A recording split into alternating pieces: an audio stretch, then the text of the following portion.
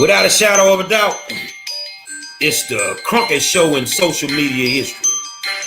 I want to welcome you to another episode of the War Zone. I got my man in the building, Donovan Sadiq, the Queen, Demetra K, the Money Man, Walter Couture, and I am the 5-star general. Tonight we talking money. Tune in, take notes, increase your income. Let's get to it, man.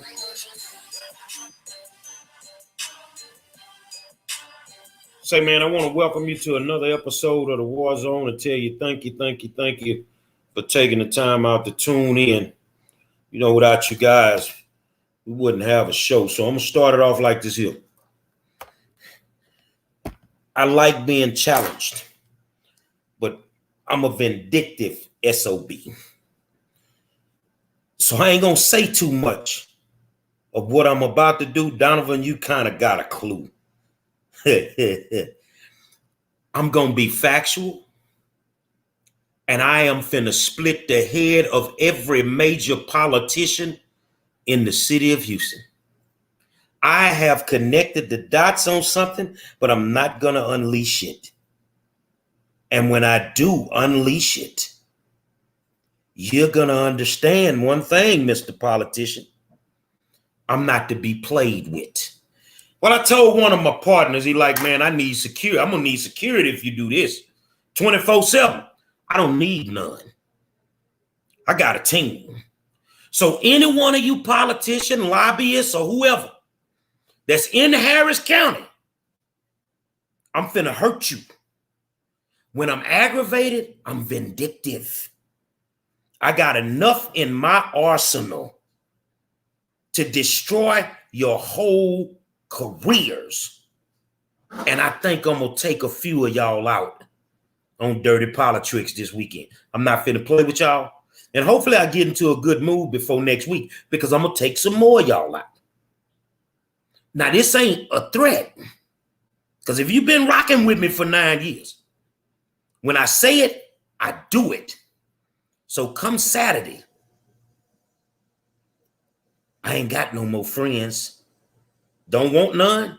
And I'm going to hurt you boys Saturday in a manner that you never saw it coming. So get on the phone, call your little political partner. What is this dude talking about? Man, call your wife because you might lose your whole family come Saturday. Because men lie, Walter. Numbers lie. Men lie. Women lie. Numbers don't lie. If now you can add the numbers up the wrong way, but numbers in the right way don't lie. These numbers I got, one of them, 368,000. I'm finna bust your head to the fat meat come Saturday. Welcome to the hood CNN when I unleash you. Yeah, you're gonna need security, my brother. You might have to come over to Conroe Lake, over to the Coulter. What are we gonna call it? Safe house. You say we're gonna have a little fun tonight. Let's have a little fun. I ain't gonna need security. I got out of town shooters. The ink spot. It's funny, man. So we got the keys today for that lake house, man. I tell you, man, those people are more afraid of me than I'm afraid. I ain't gonna really beat her that much anyway, so it don't matter. But yeah, you can hide out over there, man. They'll never look for you at the lake.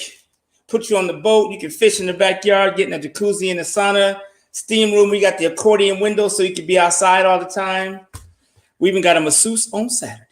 I'm gonna be right there in Third Ward, Texas, drinking a beer on my partner step like I normally do, smoking these cigarettes. And I guarantee you, they ain't got the guts to try it. Yeah. Hey, you guys, but welcome to Thursday, the War Zone with the 5-star general. Glad to have you guys here. I always tell a lot of people on my other platforms and on my podcast, if you don't want to listen to anything that we have to say, Thursdays is the day if you're about getting your bag and getting that money. And I'm going to tell you, I'm about getting my money because I have a shirt here. It says no is a complete sentence. And I got this from Walter Couture. hanging out with him and his massive slave army that he enrolled his family in, paying them, pennies on the dollar to work in a slave factory. So shit, I paid each one of them $20 an hour. No resume, no what's the word with experience, man. And they got to bring their kids over. I fed them. They got to spend the night. I slept on that little couch over there for like 2 days. And it was kind of awesome because by having his family help him and start this thing out. How many shirts did you print in that one night? I mean, he had like over 1,000 something shirts. Yeah, we printed probably 100 shirts that night. So, it's funny. The crazy thing is I try and be the type of person to do shit that I tell people to do. Because I don't know a whole lot of stuff. I know a couple things. So I just try and do what, I tell other people to do what I'm doing. So I got my stimulus card and I was like, you know what? We need to do something with the stimulus check. So I took the $1,400, went down to the garment tricks and bought a bunch of clothes. We bought a machine, Cricut, a bunch of shit.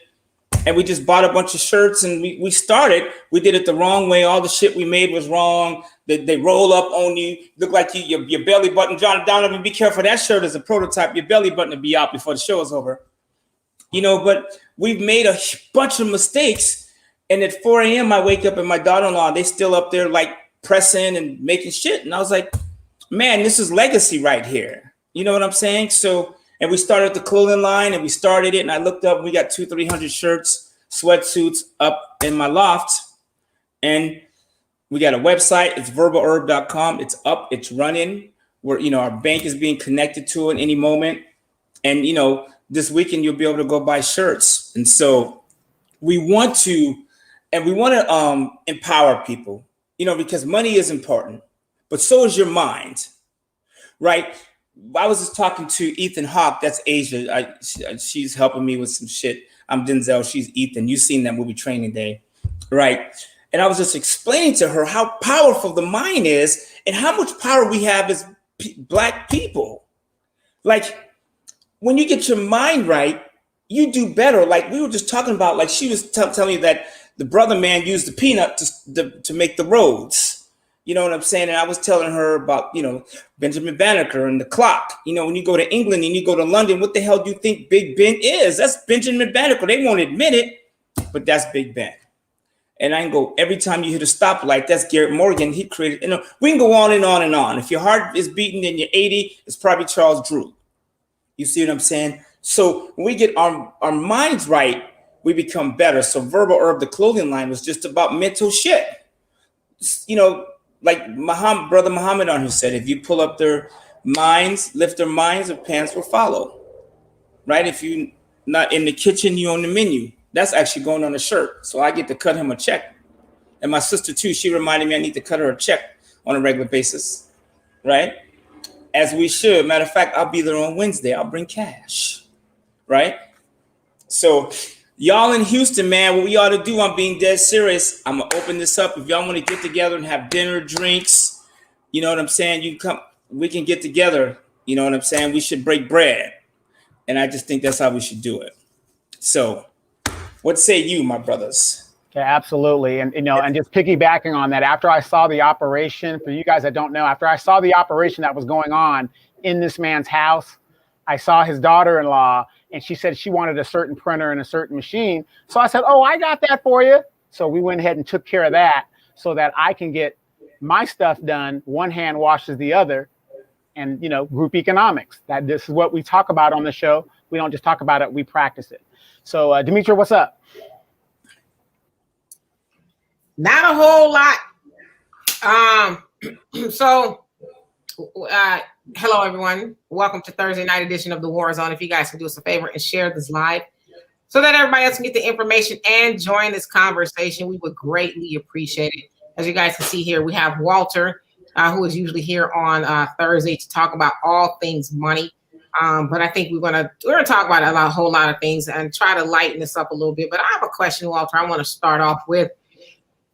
And that is, how costly? Now, this is a very vague question, so there's no, straightforward answer. But how costly is it to be in a relationship with someone who is not on the same page?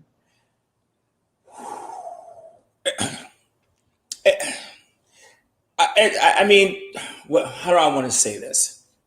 And I mean, to keep it PG, I mean, it's devastating. And unfortunately, most people are that way. That's why single people are the richest. They do the best.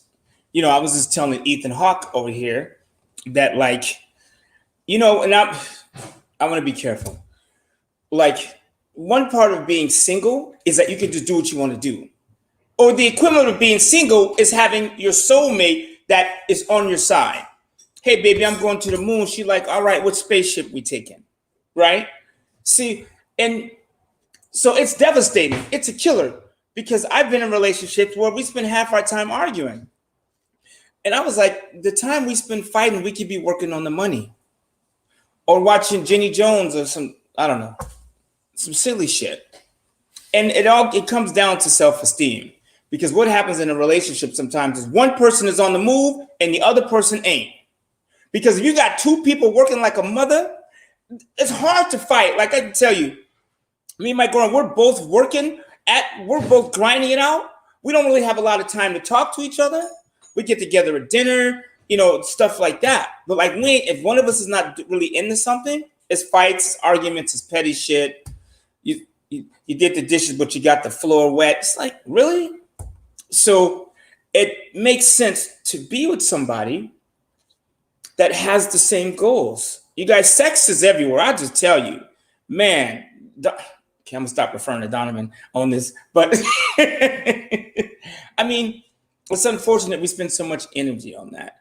And when you grow up and sex and physical stuff isn't as strong, you do better. That's why they say men tend to, when they get in their 40s and 50s, they become more financially independent. And that's probably because the shit slow down and stop working, so they ain't got nothing else to do but get the money. But now with Viagra, that might change a little bit. But people, as they mature, like for instance, I would rather be like, hey girl, you can come over, we can get all crazy, drink and eat, make a mess all over the place, and I spend 2 hours cleaning up. Or I could just do something different and stick to my goals. So having the wrong person is huge. It is the reason why so many people they're not where they want to be. And then you hear like men or women, they break up and then they blow up. You know what I'm saying? I was in the studio. Never mind. Switch. I ain't gonna do that. That's mean. But you hear people, they get on and then they go do something different. It's like, and I tell women, listen, man. I told my ex-wife this, and our relationship came to an end fairly soon after that. I said, and we got into an argument, and that's why I don't drink when I have conversations with my woman. I said to her, I go to work every day. My receptionist, she's wearing heels. She smells good. She got her hair down and she's on my back. Like, get this money. Where's the money at, Walter? Like, we have bills to pay. We have families to support. What are we doing today? I get my ass home. My wife's on the couch in socks and she's boo-hooing about some shit she saw on The Housewives of Booker T. Washington. So, like, you need to be on the same page. If you think your man or your woman is going to work with Mr. or Mrs. suited up, heels, looking nice and sexy, and you ain't in the groove, you got another thing coming, because that's why you see so many powerful men and women end up with their secretary. Yeah, I just have to make a long answer short. A house divided can't stand. At all. And it's silly. So to answer your question, yeah, it's devastating. I mean, I always tell people I get more stuff done when my girlfriend is pissed and staying at her mama's house. It's true. Sometimes I used to piss her off so she'd go to her mama's so I could finish some shit. I mean, it's sad. It shouldn't have to be that way. So you need to, and I'm not going to say find somebody that's on your page, because most of us would have to leave the mama with. And that's even more destructive, especially if you have kids. Next subject. So basically, the answer is, I mean, like I said, it was a pretty wide open question. But I too, know of a lot of people who are not on the same page with the person they're with. And like you said, it is devastating, and it's more of a mental toll, I think, than it is financial. Financial, it could take a hit as well because you don't agree on certain things. But yeah, sure, go ahead. No, go ahead. No, go ahead. I was going to say, and so I want to address your comment because I do hear a lot of people say that. You guys, here's the thing. People that are driven can work out, but you got to have your goals in order. I'm telling you, two people that are on the move can work. They just have to be on this. They have to, even if they're not on the same page and they're going somewhere, then they can make it. It may not be the easiest road, but they can make it. You see what I'm saying? So that's what it's about. And you guys, if I can just be real, and I'm swinging over to the comments a little bit, going back and forth, trying to keep up. But you guys, this is the motherfucking money show. I was on the phone with Dougie Fresh yesterday for 15 motherfucking minutes. So let me tell you what he said. And I'll relay this to you guys. Dougie Fresh by far is one of the most brilliant people in the world. I met Dougie Fresh at the Church of Scientology. I'll just tell you. So I was going and my boy took me there and we was there. And then I was hanging out with Magic Johnson. And I met Dougie and he did a seminar from, the Church of Scientology standpoint. And I've never heard a dude speak so brilliant about the way the world works. And I go, dude, we got to get together. So we hooked up, we became boys. Whatever, did what I did with a bunch of people. And so he called me yesterday and was like, dude, whatever you got, I'm ready. You want to do clothes, you want to do financial services, I'm your boy. Just tell me what to do. I'm on your board. Just tell me what to do. I'm there for you. And we were talking. I was like, Doug, it'd be cool if everybody would have this conversation. Black people, we are so stuck with other shit. The government is fucked up. My boy, my man, 50 grand, he is a city manager, assistant city manager for fucking Lancaster. Lancaster is not even a city. Lancaster is like the Woodlands to Houston. He makes $220,000. His boss makes $300,000. He works 4 days a week, 4 hours a day. He goes, you know what I do? I watch DirecTV and wait for somebody to hit me with a question. He goes, when I retire, I'll get $180,000. I'll get $15,000 a month in my pension. And I'm thinking, I go, don't the people know that? He goes, no, they're too busy worrying about dumb shit. The mayor, the city manager lives in, the mayor of Adelanto or Lancaster lives in Laguna Beach, which in a $5 million house. Lancaster is the hood. Right, which is illegal that he does that, but he probably has property in Lancaster and he lives in Laguna. Yeah. Let me tell you, it's worse than that. So the Black Lives Matter movement, which is not Black Lives, but we know what it's about. He has a meeting. They're all there waiting for him. They call him and say, hey, yo, where you at? He goes, oh, shit. I'm in the towel at my beach house. They sent a helicopter to fly him to this meeting from Laguna Beach to Lancaster, which is a good 2.5 hour, 3 hour drive in a helicopter on the city's money. Can I ask you a quick question? Yeah. You say Laguna. Is that democratically controlled or is that Republican controlled? Republican, 100%. 100%. Okay. No mask, none of that. They got money on the floor. They could give a fuck about anything else but the money in the water. So the reason I bring that up, it's money time. I'm only here for an hour a week. And I tell people, me and my sister talked today, I'm here for you guys. You know what I'm saying? I want to see our people do better. We should just, and it sucks that we don't spend enough time talking about this stuff.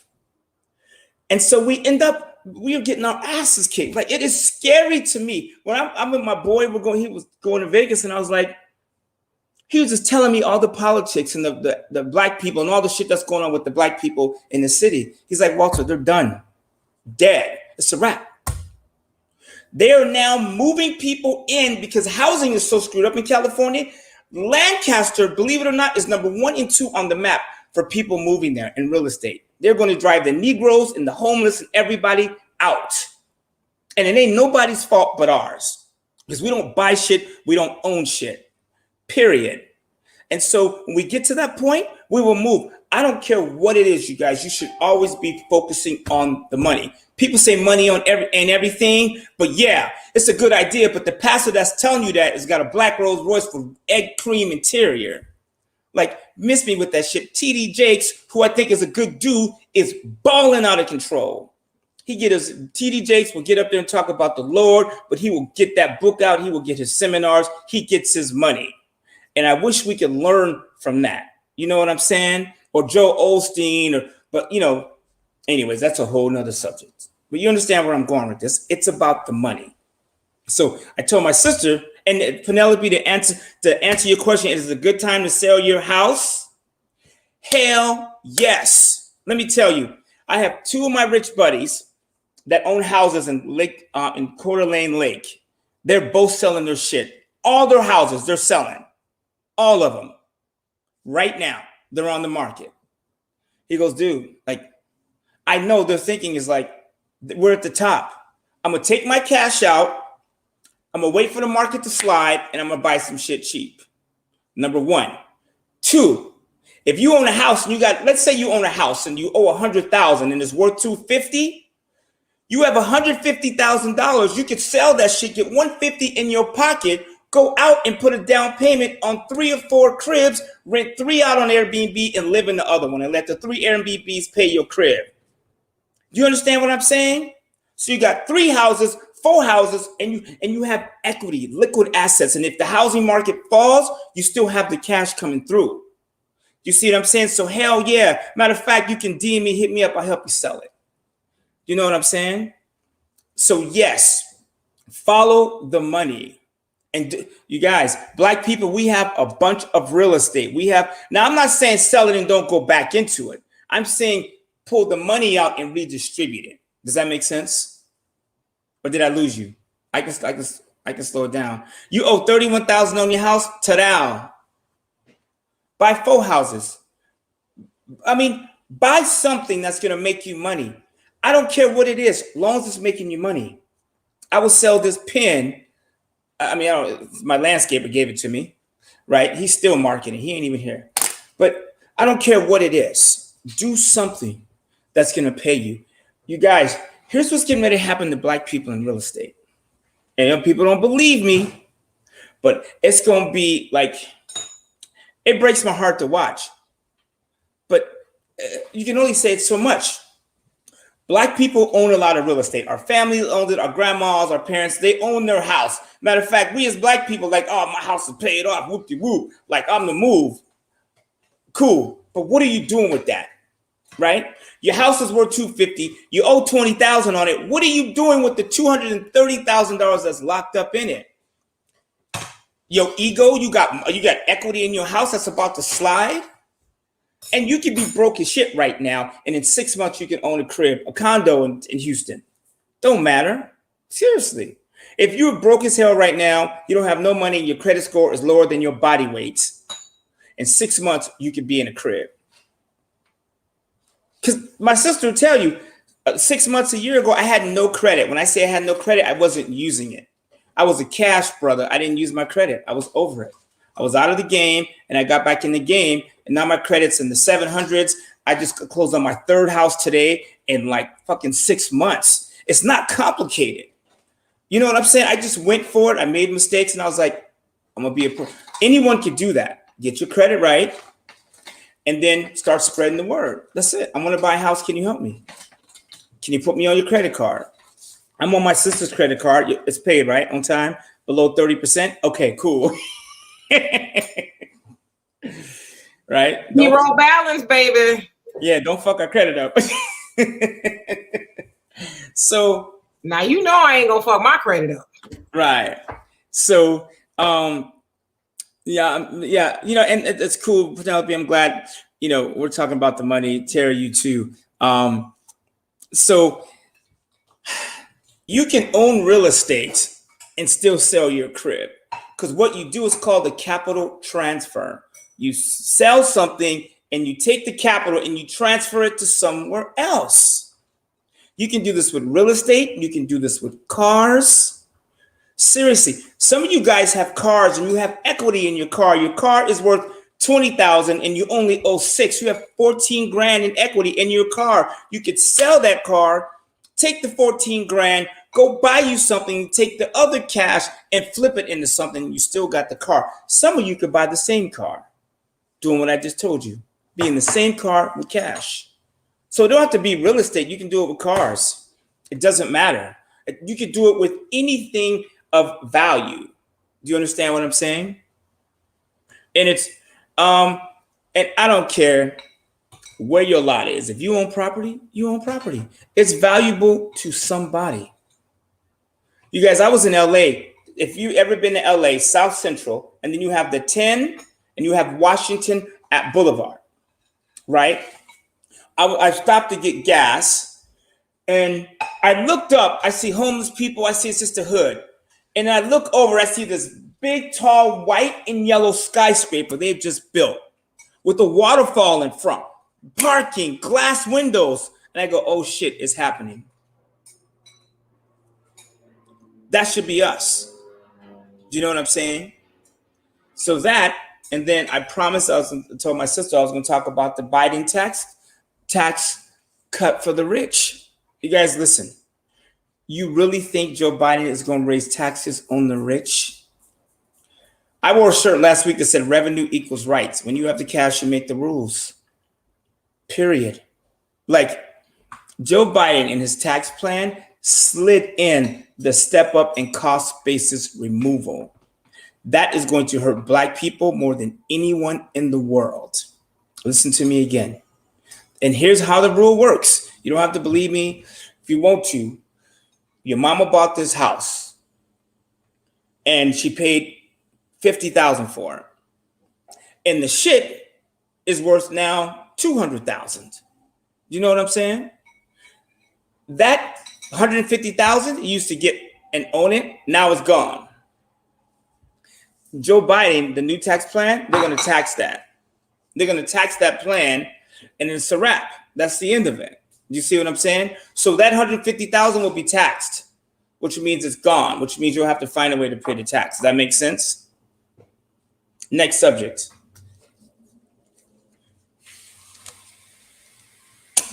I'm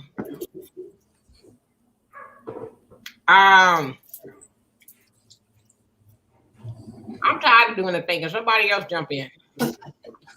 I mean, come on, Donovan, talk to me. I know, like, it's Okay, funny. well, here's my question. As you know, everybody forgot that the eviction moratorium ends on June 30th.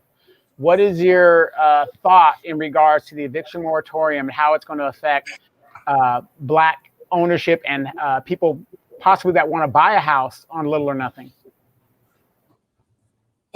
Well, first of all, and the moratorium is probably going to get, what am I trying to say? Extended. That's probably going to happen, right? They extended it today, matter of fact, the CDC. So, but sooner or later, that's going to end. So, and you guys, honestly, you can't expect, I mean, if you own a house and somebody's not paying you rent, is that really the owner's fault? Think about it. You own a house, your mortgage payment is $1,500 a month. Somebody's paying you $1,800 and they haven't paid you rent in 6 months. And I know it's fucked up. But is that the owner's fault though? I bought this land, bought this house, built some shit, and I'm renting it to you. And the pandemic hits and you can't pay your rent. But what the fuck? You're not paying your rent, but your neighbor's paying his shit. I paid my rent. The house I live in is rented. The other 3 properties I own those I pay rent so I can leave this motherfucker whenever I feel like it. I got that from Grant Cardone, Elon Musk. I followed their lead. Rent where you live and own everything else and let the shit you own pay for this spot. You understand what I'm saying? So if I stop paying my rent, is it my landlord's fault that I didn't have money saved? Seriously, if you got hit with the pandemic, big boys, big balls on the table, that's your fucking fault. Period. Big boys, if it was Elon, Bill Gates, Jeffrey Bezos, Jay-Z, Kanye, pick your favorite person. If they were all in the room having this conversation, they would say what I'm saying. Right. But, okay, he extended it until the end of July. What I'm saying is the eviction moratorium is right around the corner. So knowing that's happening, we can't save those that can't be saved. Let's talk about the people that got the money. What would you recommend for people who did do the right thing, did save up some money? I put on my page yesterday or a couple of days ago, a neighbor of mine, I was walking by his house, walking my dog, and they were putting in a pool. And I said, where'd you get the money for the pool? He used his STEMI money to install a pool, which is an investment in his house, which would bring up the value of his house a little bit more, even though the water will kill him. But, so for those that have got the dollars, what would you recommend to do in regards to this moratorium whenever it is over? You can extend it all you want. Eventually, it's going to be over. First of all, I wouldn't put a pool in your house right now. I wouldn't do that, right? Thou that catch a falling knife shall get cut. That's on the shirt too. But take that money and put it somewhere where it's going to make you money. Period. We were in the bank today, and I was helping somebody with an automobile transaction. And so, we took whatever the money was, and we put it in the bank so we could buy this car, right? And I said to her, there are people that will take this money at a nightclub and throw it on strippers. Seriously. And one of the stacks I had in my hand was 10 grand. And I said, I've seen people take 10 grand and throw it on strippers. Boom, and all at once. I'm like, those are closing costs for a house in Houston. Not in LA, but maybe Vegas or Arizona or Louisiana or Florida. We don't say shit to those people. So to answer your question, Donovan, is save your money and put it in places that are going to pay you. Like the house I bought, fuck where it's at, how many white people live there, whatever, alligators, all that shit. Buy something that is going to pay you. The lake house was $330 for 3% down. For $10,000, you could have bought that house. And we're going to transfer it too, by the way. 10 grand, you could have bought the house. You could have got the money from your mama, your aunt, uncle. There are down payment assistance programs out there for you. You can put it on a credit card, 10 grand. Yo, man, I need your credit card. I need your credit card. I tell you what, I'm going to buy this crib. And here's what I'm going to do. It's going to cost us, the property tax is at the moment $100 a month, and the homeowner's insurance is $100 a month, which surprise, but it is what it is, right? And so we're looking at maybe $1,200 a month to control this house that people will pay $400 a month to spend the night in. What if we put together 10 grand and then from the money we make, we split and everybody we pay on your credit cards, and then when the credit cards are paid off, we keep the cash flow. You guys, this is what we call the man is doing. It's not complicated. You know what I'm saying? Or wherever it is. I don't care where you do this at. But let me be real with you guys. And this is good. I'm going to say this shit. And I'm going to tell you, and fuck it. I belong to an Airbnb post. This chat room. And one of the guys said, and I got real angry, but I was like, is there any truth to that? He goes, why when a group of, and he tried to be nice, but he's like, African Americans get together, how come it's always like chaos and loud? And I was like, well, not only, I know black people don't do that. I know white people, all races do that. But for whatever reason, we stand out the most. What if we could change our behavior and start buying those areas? Because every time I tell even my boys out here, oh, I'm going to Texas or I'm going to Alabama. They're like, oh, watch out for the man. I'm like, tell me where I could go and pay my bills and survive without going to work, punching the clock, having some dude tell me when I could take a break. Some of you guys going to work for $200 a day, 10 hours a day, the whole damn day, breakfast, lunch, dinner, all that shit is wrapped up, and it's 18 hours you spent at work or thinking about it. When you got to make $200 in a day, what else can you do to make $200 a day? I'm gonna give you some game because one of the girls, Anita, I see her, Anita Howard, there she is with all the eyes. I'm gonna tell you what I told her. How to fire your boss in 6 months, right? But I apologize, this ain't sexy enough, it ain't swag. You know what I'm saying? I ain't gonna do the Ninja Turtle or put my green shoes on or no shit like that. But what I will do is give you the facts. Like some of you guys, we have this thing that Black people created called side hustle. Was that us or did somebody else create that? I mean, you can unmute your mic. I mean, fuck it, it's the war zone. I mean, yeah, I guess, I mean, we probably created the term, the side hustle. You know, there's many jokes made about Jamaicans having a whole bunch of, you know, jobs and things like that. But I just know, you know, we were taught, you know, especially by mom, to have multiple streams of income, you know, not to rely on just a job, because if you lose that job, and unfortunately a lot of people found that out in the pandemic, that relying on just one job was not a wise decision. You know, you should always have something you can do to put food on the table outside of, you know, somebody writing you a paycheck every week or other week. And so, yeah, I mean, you know, and I always say it, you know, my mom always used to say, only a poor rat has but one hole. You know, you should always have multiple ways of feeding yourself. Right. And so it just, you guys, we are a dying race and we are a strong race and powerful, but we are fading out. Like, I get it, you guys. And like, I'll give you an idea. Today I was out, I took my jog and I saw, like, I see cops all the time. Right. And my first thing is, oh shit, here come the police. I need to watch my back. Today I'm rolling, cop slows down, looks at me and says, what's up, man? How you doing? And keeps it moving. White cop. And I'm thinking, oh shit, here he come. But he's coming at me like, hey, how you doing, man? It's like, cool to see you. I'm thinking the negative. Now, I know police roll up on brothers. But like, at what point we have to start shifting our energy to something more positive?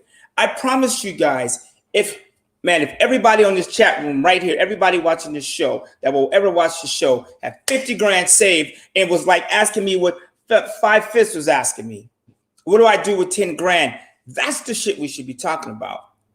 Yo, Fifths, go to find a neighborhood that's got water by it. It don't have to be Conroe. It could be Lake Lewis or whatever you guys, Lake Houston, Galveston, Port Charles, or Lake, whatever that is down there, Port Arthur, whatever. Find where there's water, find a piece of land, finance it, put something on it that's going to pay you. Or buy, you can, listen, you guys, I'm going to give you the game. Now, what you do with this shit is up to you. You can buy a mobile home or a piece of land on the water, put a mobile home on it and rent it out for $100 a night. I'm dead serious. 20 nights, that's $2,000. You're talking about a mobile home that's costing you $100 a month for something that's paying you $2,000. You put a jacuzzi on it. A jacuzzi's $3-4 grand. You can buy them on Facebook Marketplace. You can buy saunas. Donna, I mean, you guys saw the sauna upstairs. I paid $1,200 for a 3-person sauna, and they delivered it in California. What is that in Texas? So if I come to your Airbnb on the lake in the motorhome or the manufactured crib, and you got a jacuzzi and a sauna, you know what I'm saying? If somebody's showing up to do massages on Saturday or Sunday, is there a chance you might have somebody stay there? My man Fifth, you could do that with 10 grand. You could do that with 10 grand. Because even if you buy the crib, you can find 20 people to pitch in 500 and buy those things I just talked about. And now you got you a functioning business. You know what I'm saying? So that's what you do with 10 grand. You know what I'm saying? Go to Craigslist and find a crackhead and buy his car on the cheap and flip it. That's what you could do with 10 grand. Whatever. You could do, I was on Facebook and this girl is doing a pink pool party. She's charging $100 to get in to her pool party. And it is already overbooked. She has a room for like 200 people. What's 200 times 100? It's $20,000 for a fucking pool party. She's serving them drinks. You can go to Costco and buy a bottle this big for $20 of scotch. You can give everybody for $100. You can give everybody their own bottle and give them some juice to fill up their own cup. I mean, there's ways to go about it, but we just have to get there. I don't care what it is. So it ain't sexy.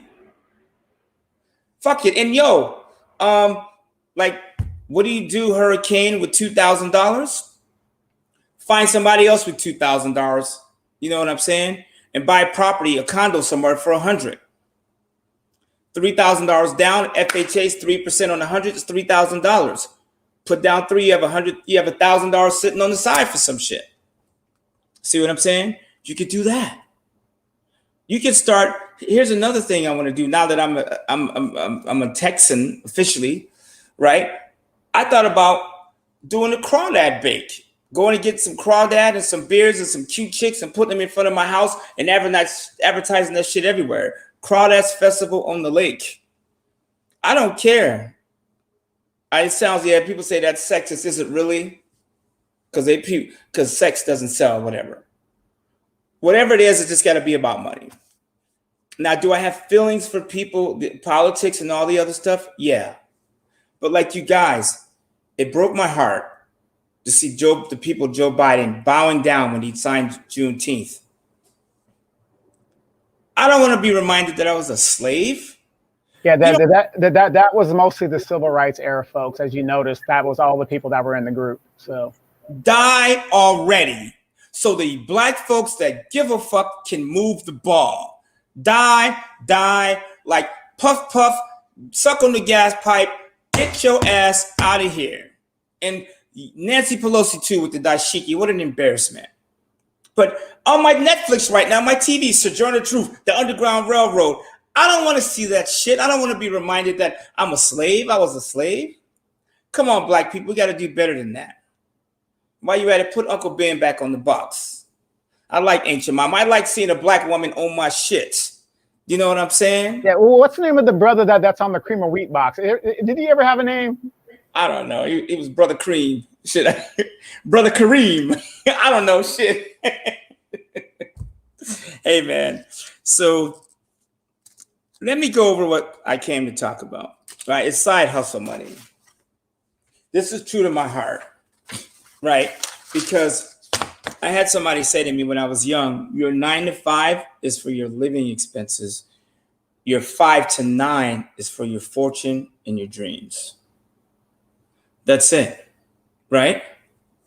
So here's what I mean by this. And I was talking to where she at, Anita, she on here somewhere, right? So we're talking, she signed up for the membership, right? Whatever. She's paying me $99. I promise you, she probably got way more than that. Yeah, I'm plugging myself. Look at the website, right?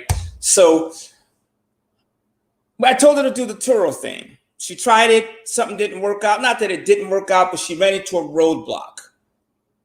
But instead of saying, oh, hell no, it's not going to work, she was like, yo, I tried this and I made $200 for working 8 hours. I was like, whoa, and I was like, that's your side hustle? I said, so let me get this straight. You made $200 and 8 hours working a side hustle.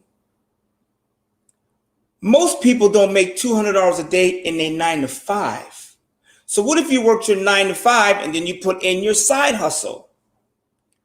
Do you see what I'm saying? Like you guys, when we growing up, you heard people that had 2 jobs, 3 jobs.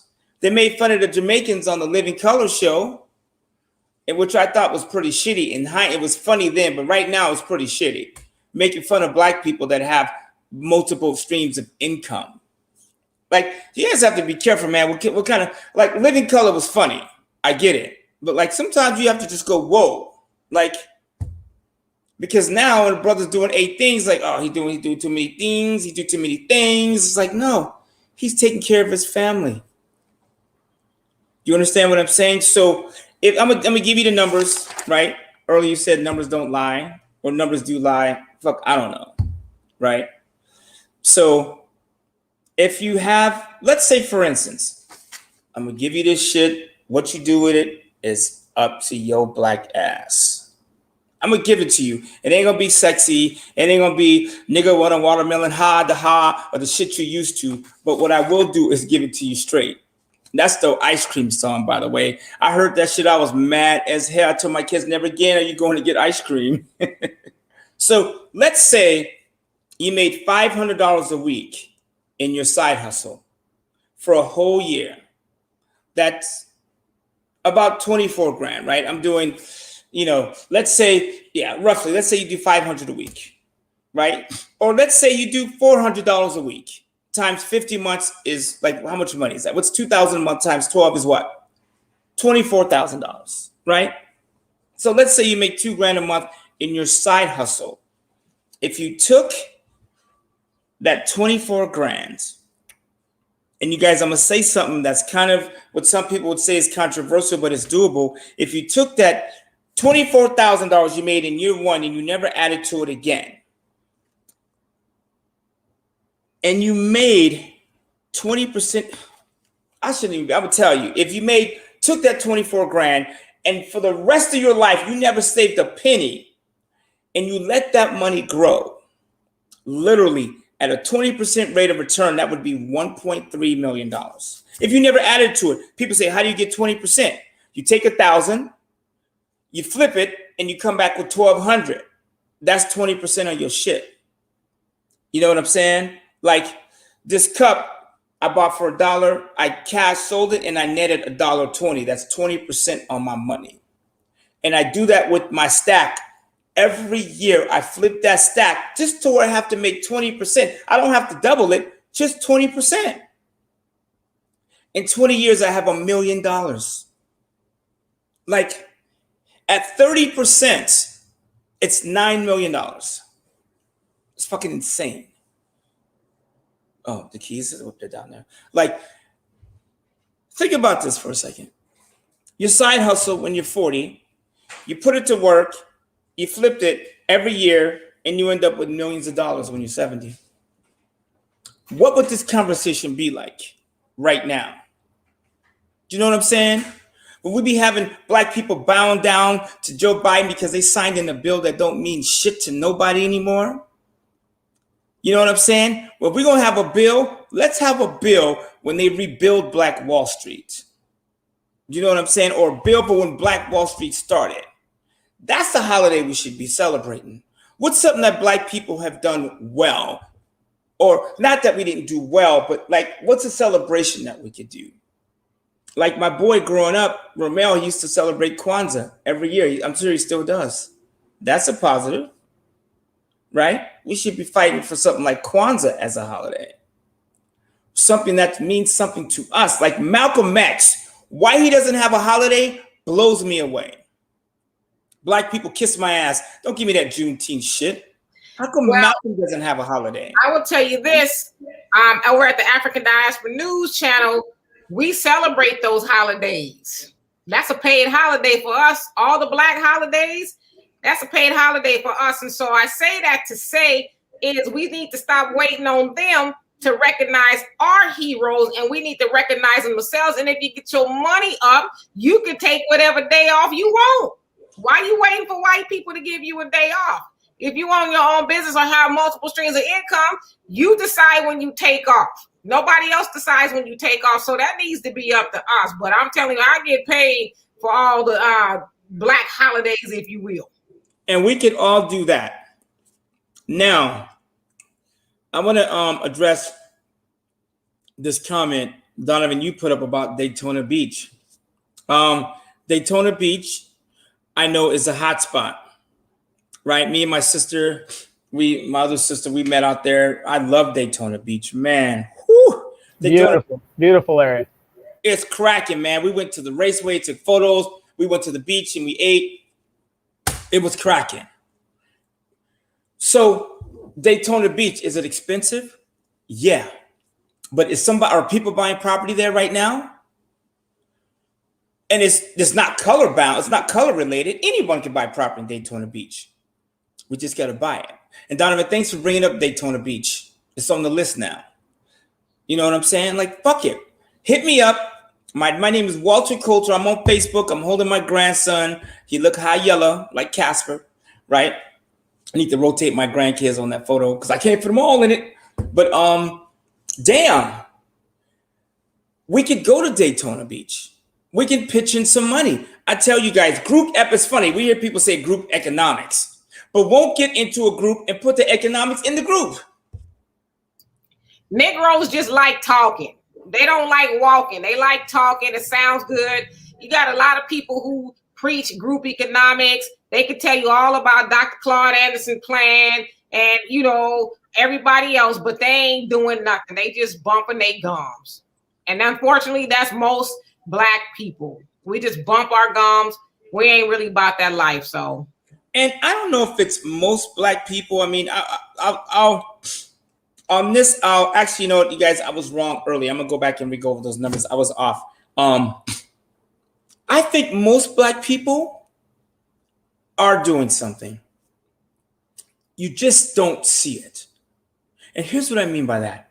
If you're in respects to group economics, yeah, on an individual basis, we are doing something. But as far as group economics, we're not. I mean, proof is in the pudding. How okay. How does that we don't own and control anything? Like on a regular basis, you go to the 5th or the 3rd ward and see how many Black grocery stores are there. See how many Black hospitals are there. Even, and I'm not talking about Black schools because Black people go there. I'm talking about Black owned and controlled educational systems. That's what I'm talking about in regards to group economics. I'm not talking about on an individual basis. I'm talking about collectively pulling our resources together and building something. Yeah. Huh. I mean, you guys, hey, you got to start. You guys, there's a lot of shit that I want. And I used to spend more money than I do now. Now I'm like, it's like, we got to put it to work. We got to put it to work. We got to put it to work. Like my stress level, today I went to the bank. We had to wire them this fat ass check. And my stress level just went through the roof. And my real estate agent calls me and says, hey, Walter, you own the house. You own the lake house. I'll see you next week. I'll bring food and we'll do a barbecue and we'll do a party there. You invite your folks. Right? So, but my stress level went up because I was like, now I got to perform. We got to go. And if you guys know, when I'm Black people, I'm talking to you first. If you know a contractor, if you know somebody that could rip out a wall and put in a glass accordion sidewall, if you know somebody that could rip a kitchen wall out and paint and shit, like hit me up. Like I'm telling you, you know what I'm saying? Like I'm telling my people, coming to you first. Now I'll do this and I'll see if shit comes through. So that's stressful for me, but what the hell else am I doing? You guys, our kids are watching us. Our kids, like literally the girl that's in my house, Ethan Hawke, she was one of my Airbnb guests. They ran into some shit. I was like, yo, you can work for me. I don't even know this chick. I've known her 2 months. You guys met her, like you two of you met her. She was here. She's doing the clothing line. She's running the car business. She's like, okay, Walter, 7 o'clock. She's sitting at the table. What do you need? You know what I'm saying? So like, she's like, fuck it. I'm just going to tell you. And same thing with my kids. I'm like, let's just go. You guys, our kids and nieces and nephews are watching us. And they're getting weaker. They don't, like, you can't get a 20-year-old to do something. I don't want to talk to people. I'm scared. You guys, we are dying out. One thing that will save us is the money. Our minds, right? Let me ask you a question. You're in your closet, right? And you have a suit that you haven't worn in a year. And you dig in it and there's $2,000 in the pocket. What happens to your attitude? It improves, most definitely. Like a motherfucker. I love working for my father as a kid because he would always give me money to go buy parts. And Yo Auto Service was his money in his pockets that the jacket he let me borrow that went home to me with me in Ventura, Santa Barbara, and Riverside. It changed my mood every time. Like, so I watch my father work. And I know having the father is like the fucked up thing right now. Being a Black dad is just like, Jesus Christ, come on, you guys. Can a brother get some credit? Like, it's okay, women, Black women, to have a Black father. He don't have to be the greatest. I can tell you, I saw my parents go through some shit I will never share with you. My sisters don't even know some of the shit I saw my parents go through. But fuck it though. Still my pops. Like my father put me out of his house 2 months ago Was it 2 months ago or 3 months ago? I went, cleaned all his shit out, swept his, threw all his old big ass suit stains. Man, he woke up his house like Mr. Clean just left. He called me, cussed my ass out. You threw away my suits. I said, no, Muhammad speaks. I didn't touch those. But he's still my pops. You know what I'm saying? And when I saw him, he's like, hey, what's up? But I was like, you was cussing my ass out 3 months ago. But it's okay to have, I guess I'm saying it's okay to have a black man in the house. He don't have to be perfect. He ain't gonna be perfect. No man is perfect. Ladies, if you have a perfect man, put a message over there. You know what I'm saying? Ain't nobody perfect. We have to work together. So let me go over these numbers. Can we talk about numbers for 30 seconds? I know this is the money show, but like this shit, you know, people say this is the lowest rated show. Take your $2,000 a month, save it for 12 months.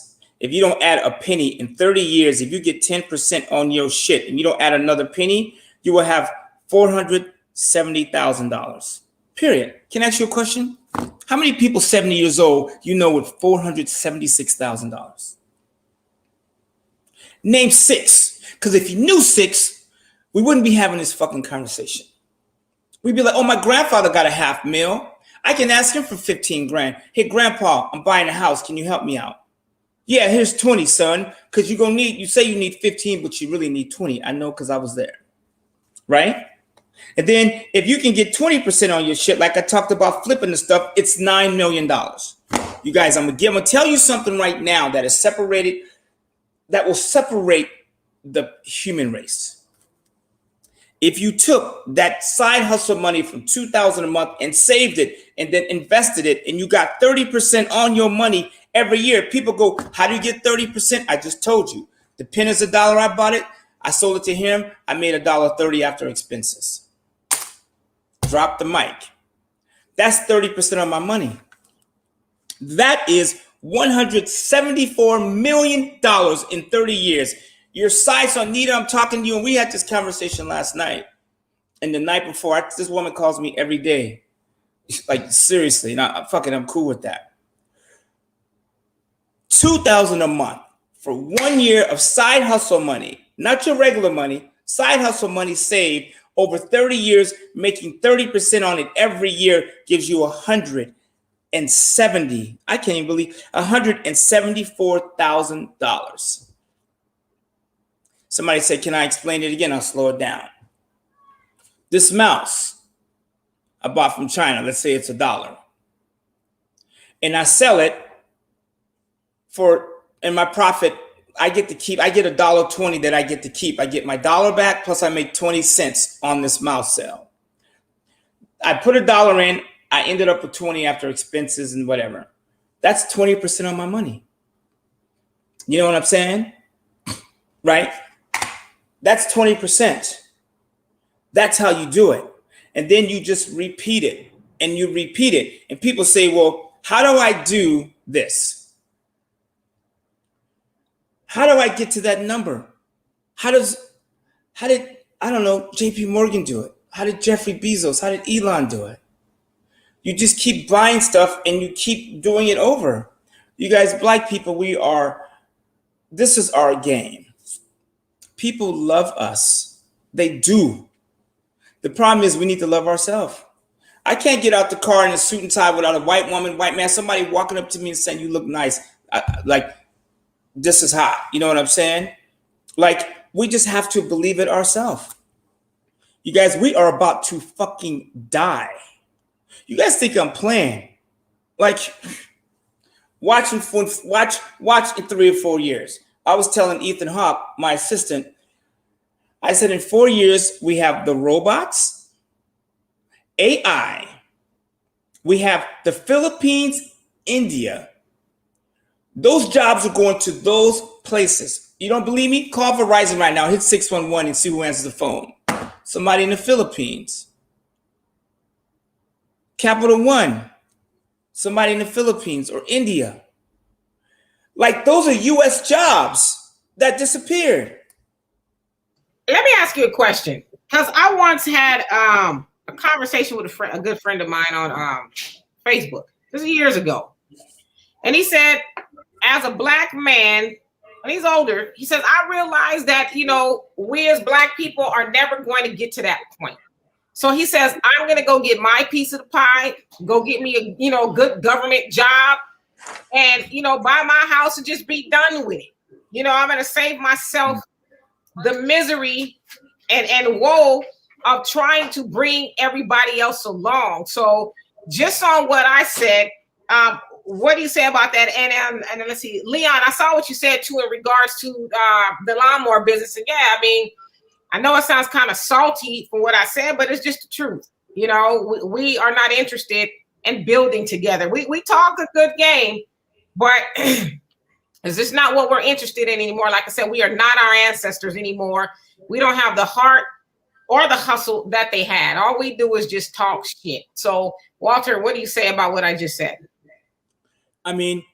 First of all, you got to do for self, right? Thou that gets the shirt off his back shall be naked.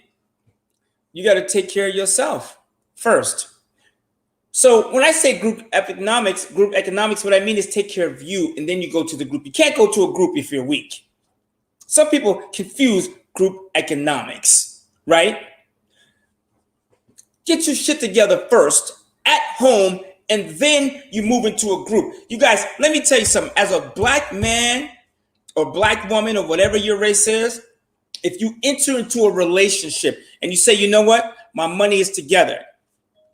20% of my income I save for the future. I got my life insurance and my everything's together. The house is paid for. Everything is under control. When you see me we're in the moment. That makes you stronger. And you don't have to have a bunch of money, but just the fact that you can do for self. Then you move in to the situation. See what I'm saying? Like when I see people talking about group economics, it's a bunch of people in the room screaming about the powers that be. We want this. Get your ass out of the council meeting and pick up a lawnmower, grab you some flowers, and go flip those. Man, I can't leave the block without seeing a Mexican selling flowers. But I ain't gonna be selling no flowers. All right, don't do it. You guys, I'm the financial planner, was the financial planner to Con to the motherfucking West. And I'll tell you, today I had on some shorts and tennis shoes and I was running up and down doing some blue collar shit. I don't give a fuck. It's money. It's cash money. The guy at the bank, he goes, oh, congratulations on your house. He goes, what do you want to do with the rest of your life? I said, I want to be a farmer. He looked at me. I said, I want to have my own land, my own crib. I want to grow my own shit. I have solar panels, propane, and a well, and I don't want to need shit from nobody. Peace of mind is the best interest rate. I don't want to need anybody. So we have to start somewhere. So we need to take care of ourselves, right? And Paris, I see you say, going to Africa, and I love that idea. I do. But realistically, when I say realistically, I mean, because I'm unrealistic. I say, fuck it, let's move. But we need to take care of home first. We need a plan. And we need to start here. And it's funny, I have a book that I'm writing called Africa on a Jet Ski. And here's what this book is about. Getting back to our roots, getting to the root of the problem. What really happened? Who were we? Right?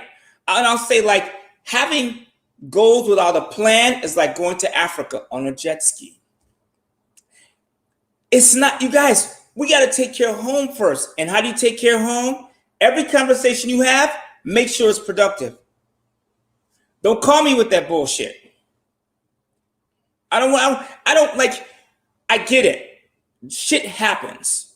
But let's make the shit a small part of our day. Unless you're making money from it, then it's different. Right? I mean, the cats on MSNBC, they get paid to talk about drama. Then that's their job. And if that's your job, do that. But if it's not, figure out what to do. You guys, I can tell you, talking about money is boring until you get some motherfucking money. Like I know, Gary, I know you got stock options in the stock market. How's that shit going? Like, what's it like? Being able to wake up and watch your shit every day. You know what I'm saying? Like, my heart beats every morning at 6:30. Is it up or down? What we gonna do? Well, and that brings up a good question, and I just put it in the comments as well. It seems like whenever it's time to talk about money, we don't, we have other things we got to do, but yet we're the main ones complaining about not having money. We're complaining about reparations. We're complaining about this. We're complaining about this. Like right now, I've been watching some people in the comments, and I'm not calling anybody out, but they pop in, they see we're talking about money, then they're out the door. Maybe they don't need it. I don't know. What is your take on that, Walter? Fuck them. Super soccer on gin. Shit, I don't know. I mean, hey man, I can tell you, money doesn't have to be everything, but why don't you make it something? That's all I'm saying. You guys, I'm telling you, I'm talking to my inspector in Texas, a brother man who inspected my crib, right? At the D, you met him. Cool dude, right? We hung out. He's like, yo, my wife is African American. She's black. She's a real estate agent. Next time you buy a house, use her. I was like, cool. Today I was talking to him. I was like, tell your wife we're looking for a piece of land. We could put something on, a mobile home, a tent, or something, tiny home, and we can rent out. So he goes, cool, she's on it, right? So those are the things we ought to be doing. Going for it. Maybe it's not going to work out all the time, but make money part of the conversation sometime. Some of you guys, I can tell you, you leave your warm bed from the person that you somewhat care about, and you go out to this cold ass world and you deal with people you don't like. You mean to really tell me that you leave your wife in bed to go out and make $75 after tax, and you go in 8 hours and that shit don't bother you? Come on, man. I'm not saying that, I'm not knocking your income, but I'm saying even for $1,000, that shit ain't cool. Grab control of your life. I had one of my friends, she called me today. She goes, Walter, I work for Social Security. I only got $100,000 in my 401k. I'm 40. I'm fat the fuck up. I'm not taking my kids back to school. I'm not going back into the office. I'm quitting my job after 15 years. And I was like, and she goes, tell me what to do. And I told her, I said, let's get the party started. With $100,000, shit. Like, that's closing costs on like 2 or 3 cribs. You guys, in Denton, Texas, right now, you can buy a piece of shit house, raggedy house for $100,000. Because if you drive through Denton, it's fucked up. See people rolling around the hood on 22-inch rims, people screaming, and slowly that music is slowing down. Because when I first went to Denton, it was music, boom, boom, and then when I went back, it was quieter. And then I went back again, it was quieter. You know what I saw last night? That shit. You go online, you type in Denton.com to Realtor.com, the shit is being gentrified right before our eyes. The shit is changing. Love that sound. The shit is changing. Another side hustle, right? The shit is changing right in front of our eyes. Denton, Texas, you would walk through that neighborhood and go, whoa. Like, this shit is real over here.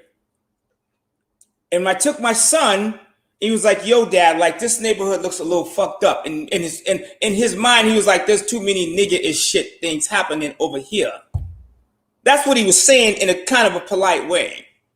I was like, fuck it, we're going to do this. And we're on the corner, people rolling up, and everybody for the most part was cool. That's the part I do like. It was loud, distractions and all that. And I was like, dude, one day this corner lots is going to be worth something. And it is what it is. And I intend to be the black man on the corner. Oh, the black dude. Oh, that's the black dude on the corner. Donovan, he in the cul-de-sac.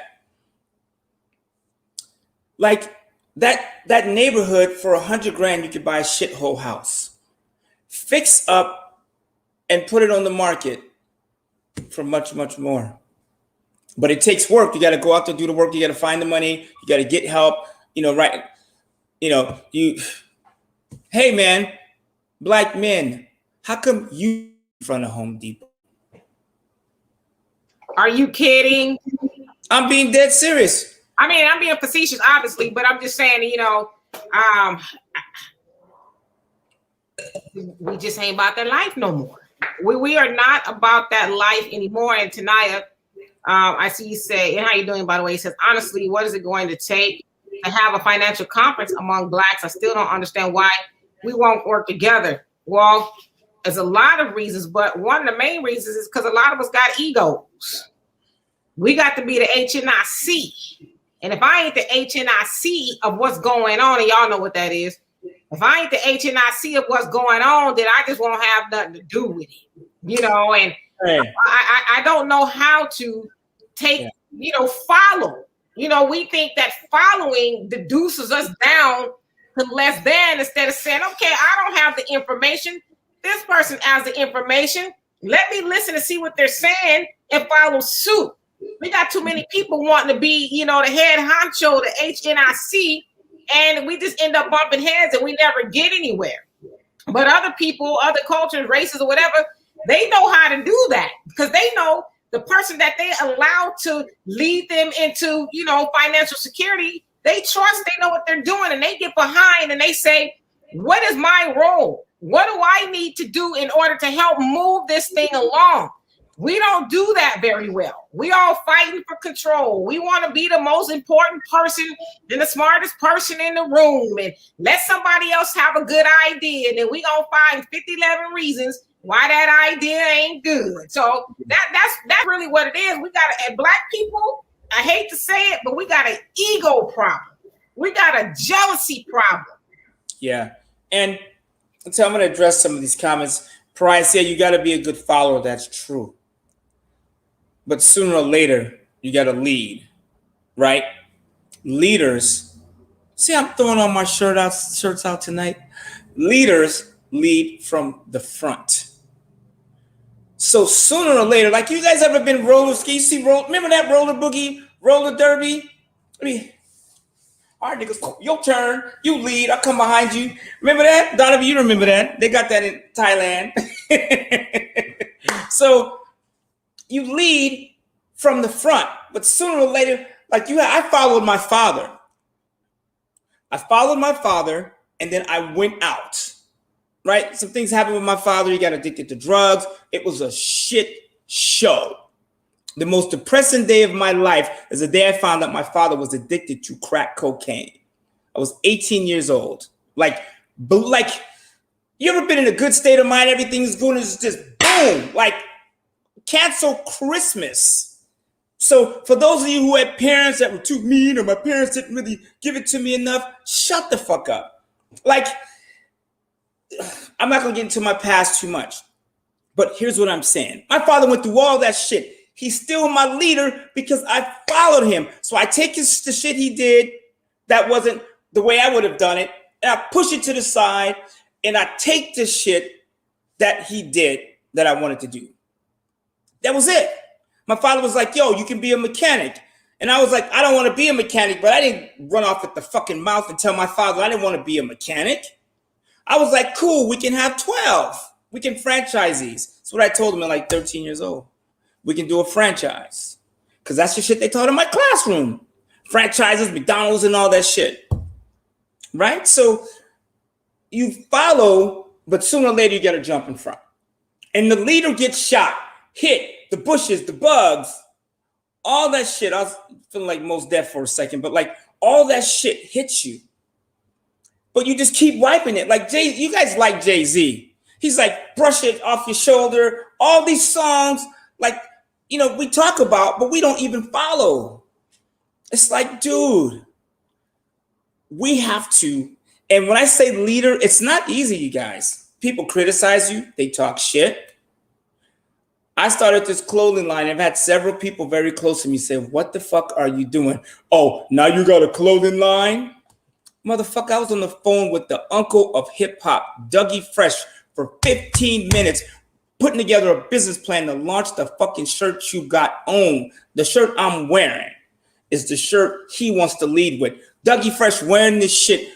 He's like, yo, I'll get LL on the phone. He likes this kind of shit. LL's doing the same thing you're doing right now. I'll get him on the phone.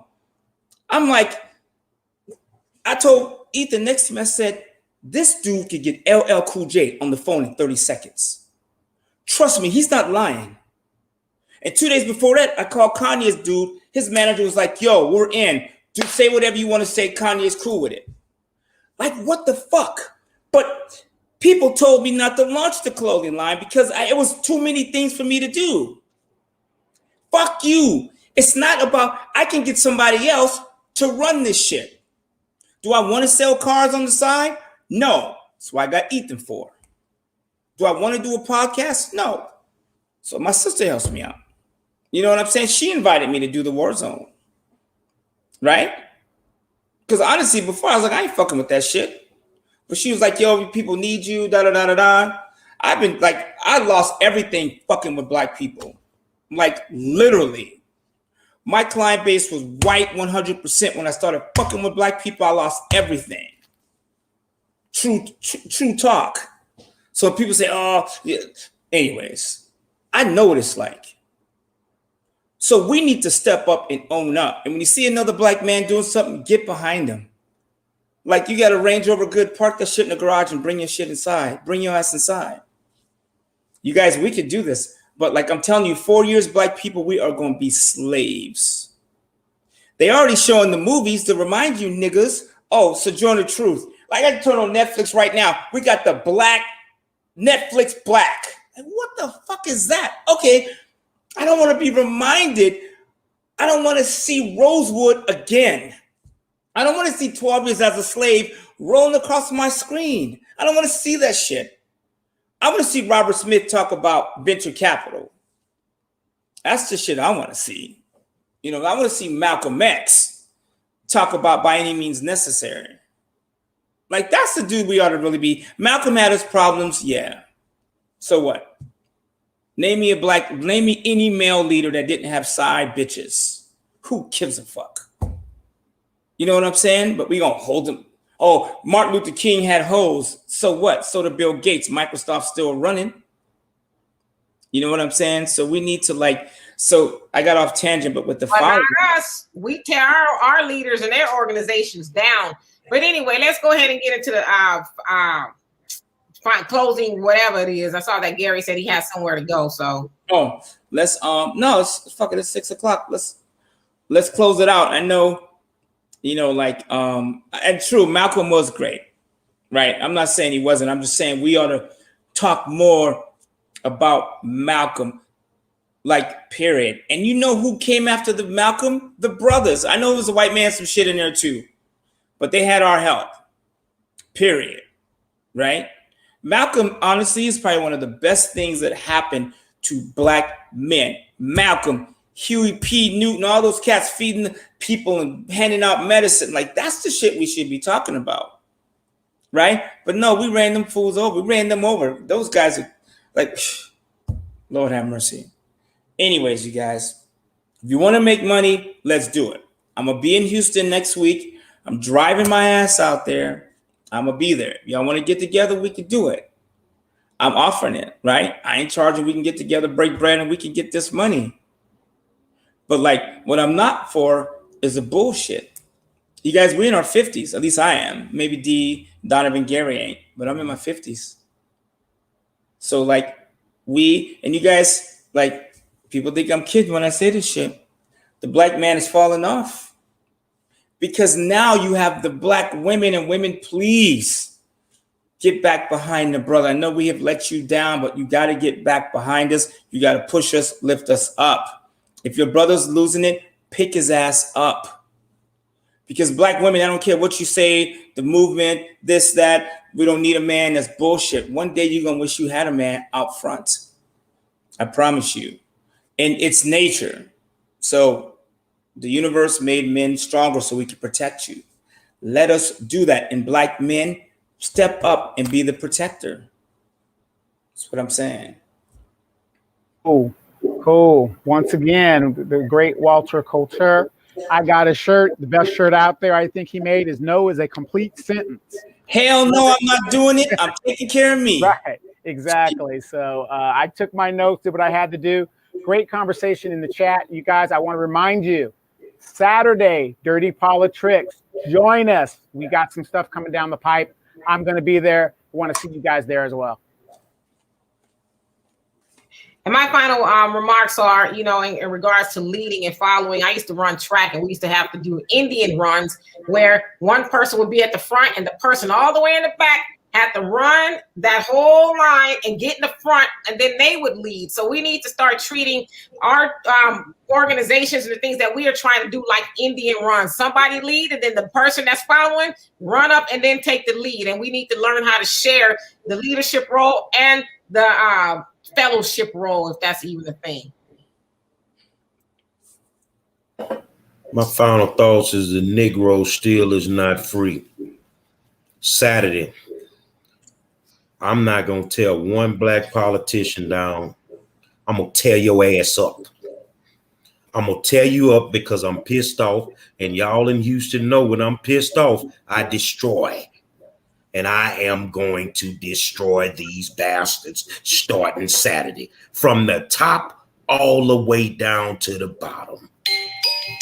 Another spirited discussion from the best in the business. It's the War Zone every night, 7 o'clock, YouTube and Facebook. On behalf of my good friend Donovan Sadiq, the Queen Demetra K, Walter the Money Man, I am the 5-star general. Y'all know what it is when I'm in this mode. Get a seatbelt. It's finna be a hell of a ride come Saturday. And I'm not gonna ease up until one of y'all take a trip up to the Transco Tower. You know what happened when you get to the top floor. Ain't but one way down. And I'm gonna bust your ass. Until tomorrow, I'll holler at y'all.